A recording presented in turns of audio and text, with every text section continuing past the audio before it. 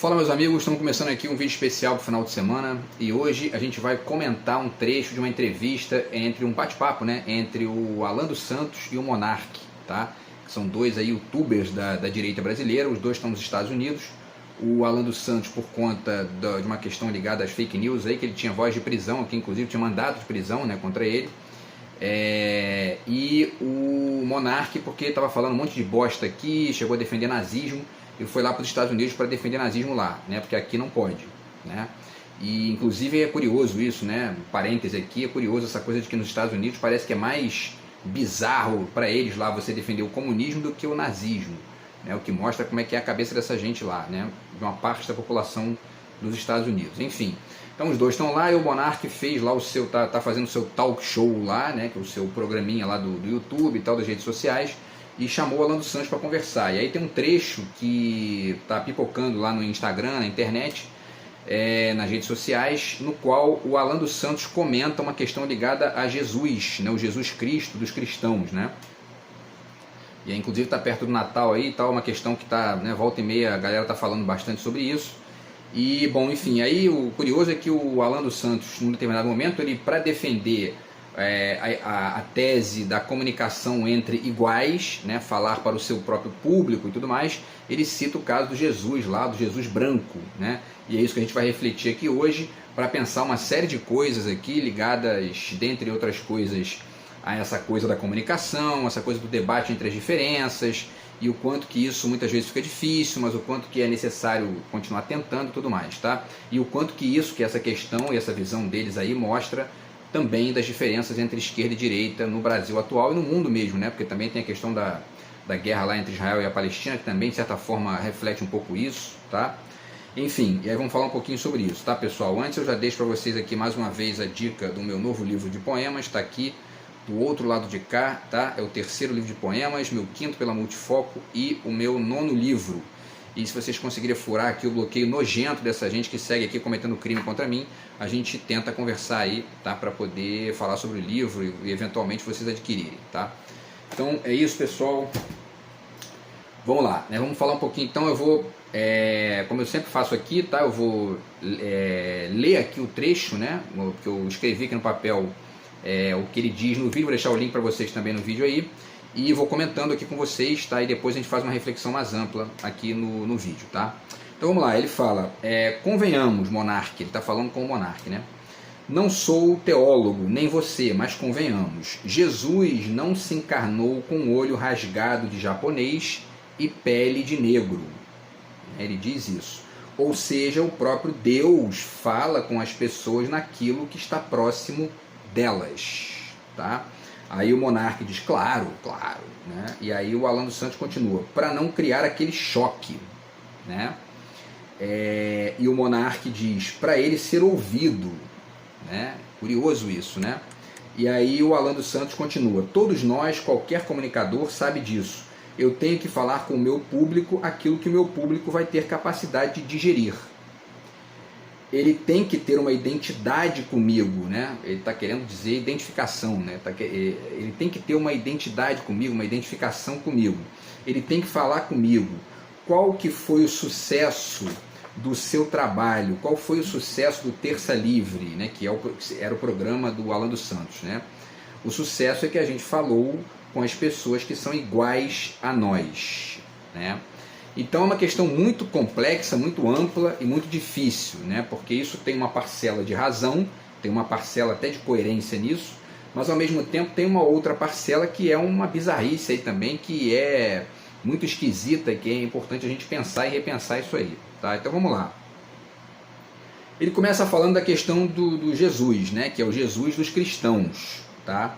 Então ele fala, Jesus não se encarnou com o olho rasgado de japonês e pele de negro, ou seja, o próprio Deus fala com as pessoas naquilo que está próximo delas.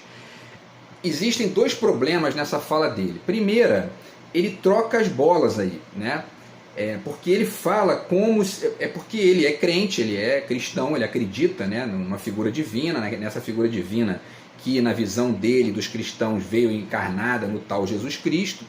E aí ele defende a tese de que o Deus fala com as pessoas, quer dizer, se encarnou numa figura branca, e etc e tal, né?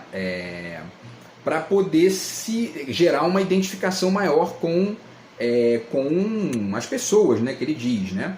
Só que ele ignora uma série de coisas aqui, né? Então vamos lá. Primeiro, estudos recentes mostram que parece que essa figura, né, que se chama aí, que o pessoal chama de Jesus Cristo e tal, se ele existiu, ele não foi branco, né?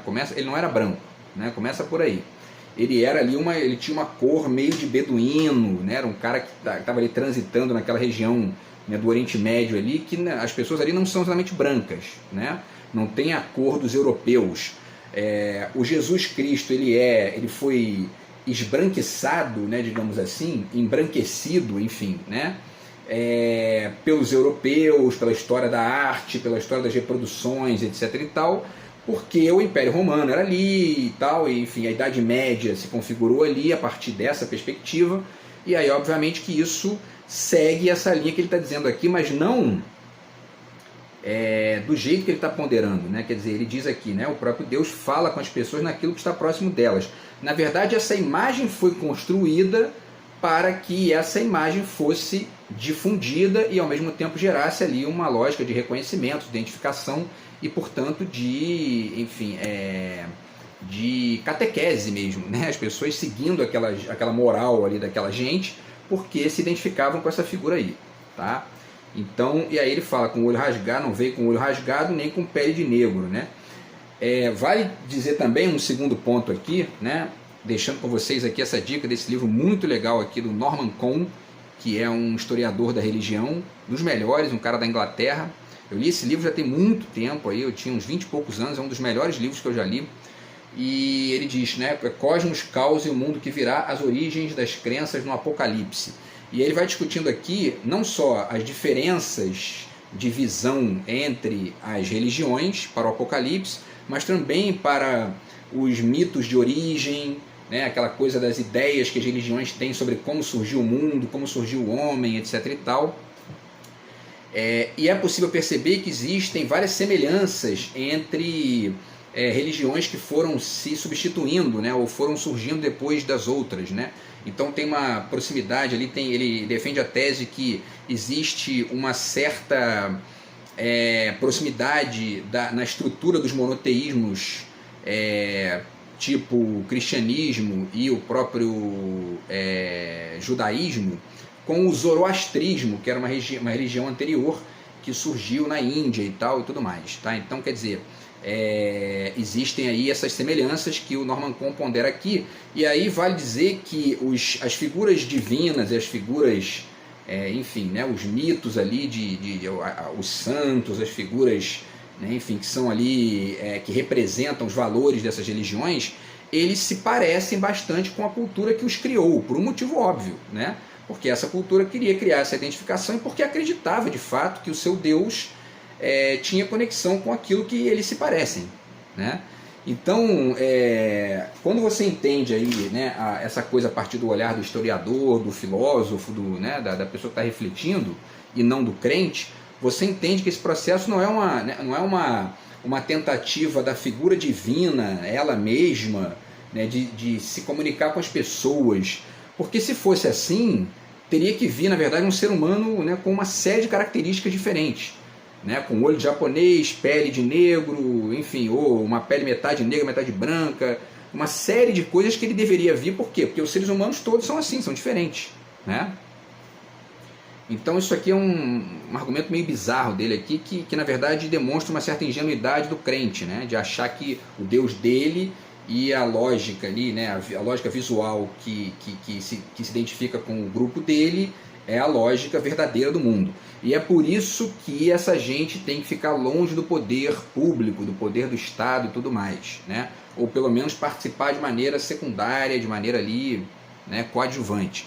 Porque quando eles começam a ganhar muito poder, esse tipo de lógica aqui é a que vigora, né? Ó, meu Deus é esse aqui, é branco né, e não tem olho de japonês, não tem pele de negro. Então, quer dizer, né, quem tem pele de japonês quem tem olho de japonês e pele de negro tá fora, né? Então é importante pensar isso aí, tá? E aí então, né, ele fala essas duas questões, eu acho importantes aqui de ponderar nessa primeira fala dele, certo? O que mais aqui? Vamos ver, né? Então ele diz, né, o próprio Deus fala com as pessoas naquilo que está próximo delas. E aí o monarca diz claro e tal, né, para não criar aquele choque, para ele ser ouvido, ele continua. Todos nós, qualquer comunicador sabe disso, eu tenho que falar com o meu público aquilo que meu público vai ter capacidade de digerir. Ele tem que ter uma identidade comigo. E aí essa questão é complexa também, né? Por quê? Porque a humanidade, ela evolui quando essas duas coisas, na verdade, se mesclam e convivem juntas. Quer dizer, a comunicação entre iguais ou próximos, porque inclusive igual mesmo, ninguém é igual a ninguém, né? Mas a comunicação entre próximos e isso mesclado com as inovações, com o debate entre as diferenças. E é isso que foi sendo criado aos poucos na evolução das sociedades ocidentais, do mundo de maneira geral, né? Quer dizer, a humanidade vai evoluindo para a criação de mecanismos de debate entre as diferenças que permitam que pessoas que pensam diferente possam sentar na mesa ou, enfim, participar de um debate e tudo mais, divergir, mas sair dali sem se espancar, sem se matar, sem cometer crime um com o outro, né? Então a evolução da humanidade é nesse sentido. Então a gente não fala só para os nossos iguais nunca. Para além disso, existe um outro detalhe também, né? Os grupos humanos são automaticamente heterogêneos, ainda que eles se vinculem por um grupinho de características próximas, né? Então você vê, né, eu antes dessa gente nojenta estragar o meu espaço de lazer lá, que era minha rede de futevôlei, né, tinha um grupo ali de 30 pessoas, todas diferentes de todas, com profissões diferentes, com maneiras de ver o mundo diferentes, opiniões diferentes, e você consegue conviver ali e praticar o esporte. Obviamente que tem às vezes briga, tem confusão, porque é assim em todo lugar, né? Uns são mais educados, outros menos, um está passando por um problema, o outro não está. Isso é normal, isso acontece em todo o grupo humano. Não é só numa sala de aula, você vê isso também, os estudantes são heterogêneos, né? Você tem ali gente que respeita, gente que não respeita, gente inteligente, gente que demora mais para aprender, gente que não está nem aí, gente que está interessado, e enfim, isso faz parte da vida. Ao mesmo tempo, existe uma certa tendência de você se aproximar, por motivos óbvios, das pessoas que pensam parecido de você, ou pelo menos das pessoas que respeitam a sua visão e o seu espaço. Isso é que é o fundamental, né? Porque existe o extremo, né, dos dois.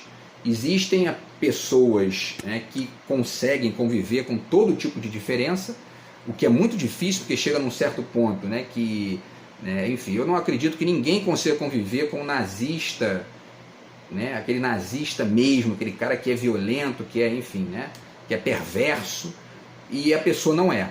Fica impossível conviver, né? Por outro lado, existem espaços que você consegue ali divergir da pessoa e ao mesmo tempo conviver com ela no mesmo espaço, praticando o mesmo esporte. Existe um detalhe que me parece fundamental nessa história toda, e que essa questão nojenta que eu tenho passado nos últimos anos aí fez evidenciar na minha cabeça mais ainda do que eu já sabia, né, na verdade. Que um dos principais norteadores desse convívio entre as diferenças é o respeito ao espaço privado do outro. Se você não faz isso, não tem como haver respeito mútuo ali, né? Então você pode divergir numa questão pública, até numa opinião e tudo mais, mas se você respeitar certos espaços privados da pessoa, a coisa flutua. Se você tiver aquele comportamento de patota e for um perverso, como essa gentalha asquerosa que segue me perturbando aqui, você não tem como conviver com diferença, não existe possibilidade, né? E é isso que eu estou aturando aqui nesses últimos 10 anos, uma gente nojenta desse baixíssimo nível aqui, tá? Bom, enfim, e aí, pessoal, vale dizer o seguinte, uma outra característica aqui dessa questão levantada pelo Alan dos Santos, falando com o monarca, né?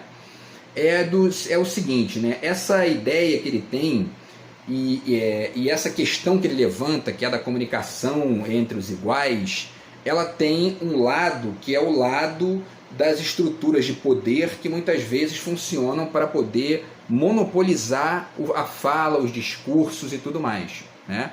Então lembro para vocês aqui a questão do Foucault, né? O Foucault está aqui, As Palavras e as Coisas, livraço aqui do Foucault, e o Foucault chamava atenção para os sistemas de controle, o quanto que isso realmente, enfim, estava ali, que o mundo, né, ocidental, mesmo evoluindo para várias formas, né, de convívio entre as diferenças e manifestação das diferenças, guarda esse problema que é uma certa tendência dos discursos, né, ele trabalha com a ideia de discursos, de monopolizar, né, as manifestações, as falas, e muitas vezes impedir e evitar as manifestações da diferença. Tá?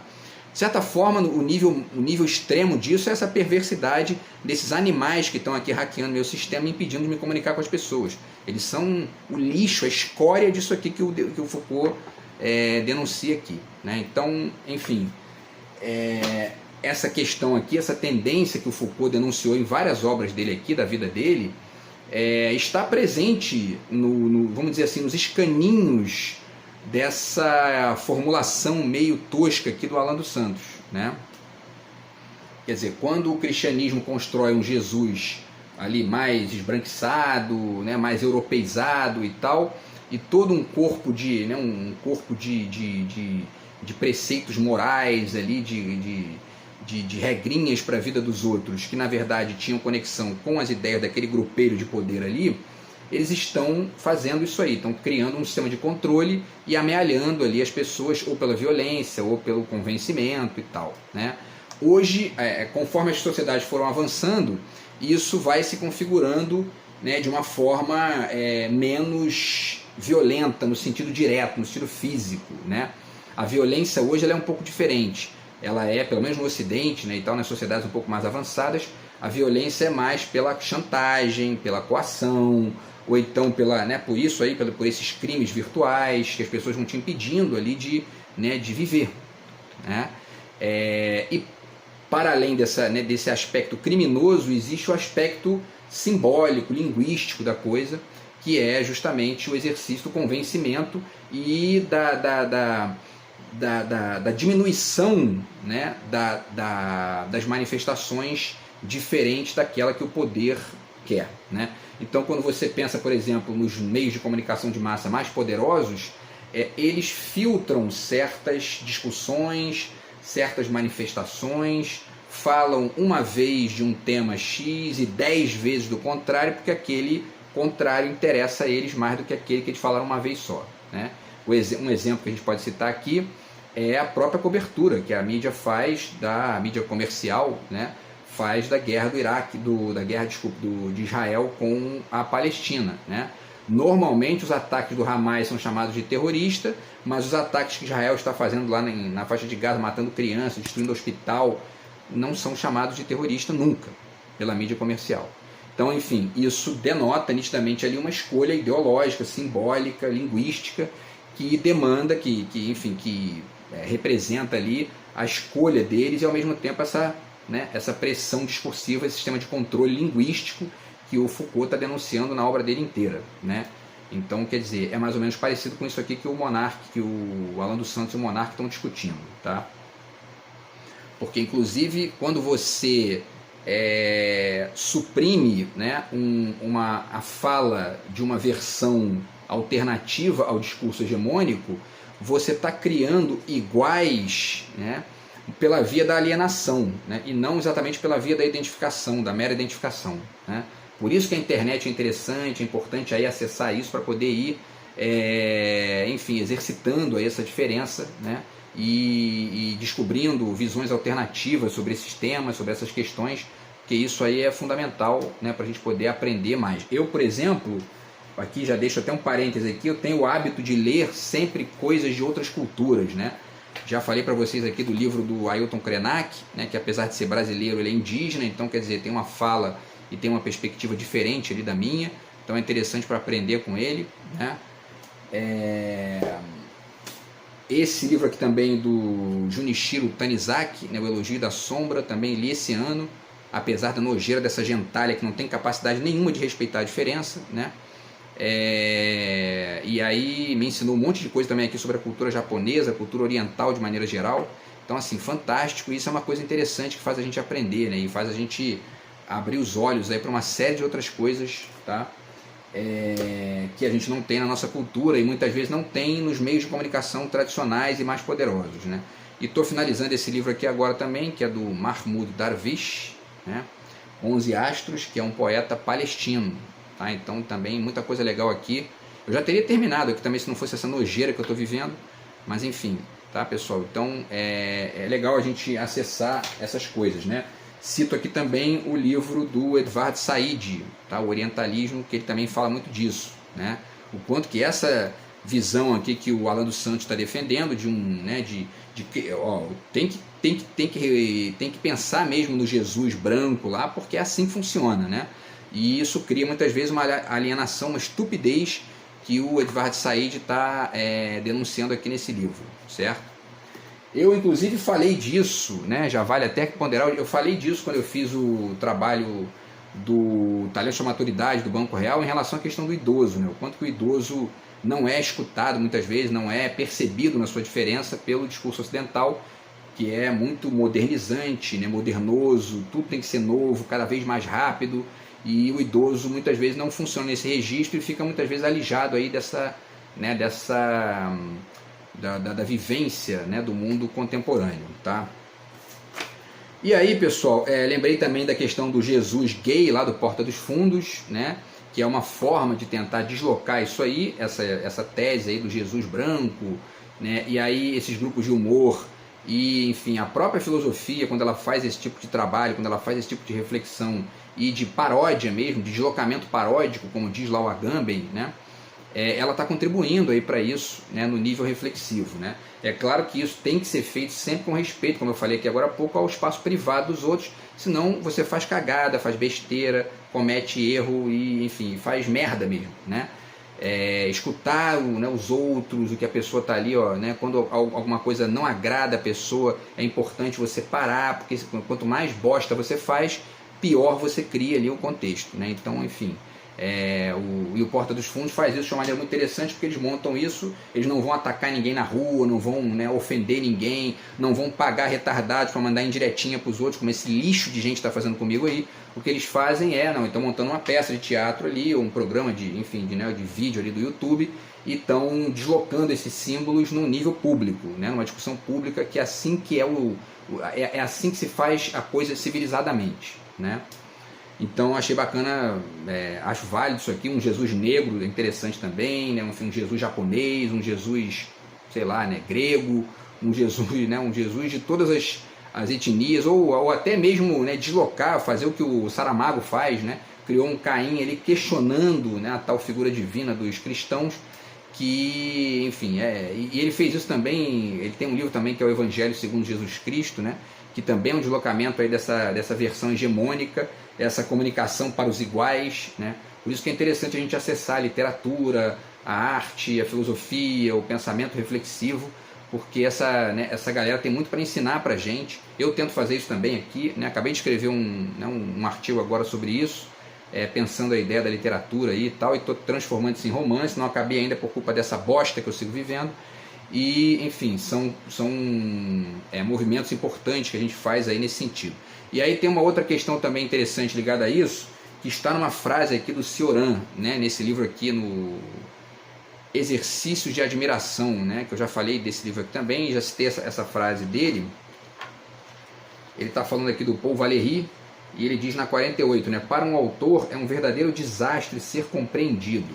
E essa perspectiva do Cioran, a de que, né, para o autor é um verdadeiro desastre ser compreendido, é justamente o oposto, é o extremo oposto do que o Alan dos Santos está ponderando aqui, né? Que é essa questão de que você tem que, né, falar para os seus iguais, né?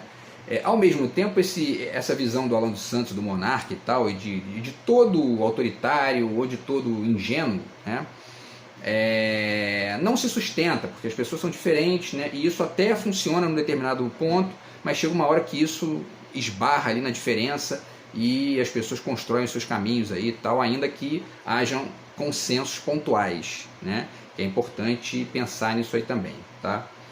E aí, pessoal, para finalizar, tinha muita coisa para falar aqui, né? Deixa eu ver se dá tempo aqui. Tem mais duas coisas, uma coisinha que eu queria citar aqui antes de finalizar a reflexão, que é esse livro aqui do Humberto Eco também, que é um livro muito legal, A Busca da Língua Perfeita, que também fala um pouco sobre isso, né? Porque a gente teve na história da humanidade aí várias movimentações para tentar criar uma língua que todo mundo falasse, né? E existe esse mito entre as pessoas, muita gente acha isso, não, porque seria mais legal que todo mundo falasse a mesma língua. Isso também não se sustenta, não existe isso, né? A linguagem é um modo de funcionamento radicalmente flutuante, que está o tempo todo absorvendo diferenças e criando outras diferenças. Então não tem condição isso aqui, né? Mas isso aqui é uma espécie de, né, exagero aí desse tipo de movimentação aqui, que também está presente na fala do Alan dos Santos e do Monarque, e também na história do cristianismo, de maneira geral, das religiões, né, de maneira geral, tá?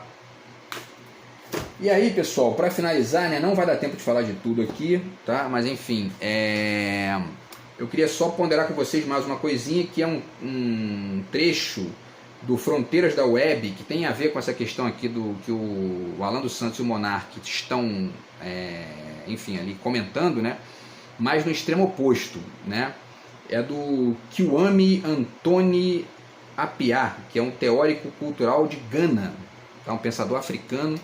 E aí ele diz o seguinte aqui, tá? Ele diz lá eu vou deixar o link para vocês também aí, a Fronteiras da Web. Ele fala o seguinte: lá a página do Instagram diz, né, Fronteiras da Web, o Appiah enfatiza a necessidade de reflexão prévia e sugere que a conexão pessoal é um motivador mais forte para a ação do que questões distantes, alertando sobre a tendência de ignorar problemas sem essa consideração. Ele está chamando a atenção para isso, né, que é importante buscar conexão com as pessoas para que a gente possa ali, enfim, gerar um convívio legal e até resolver problemas, né.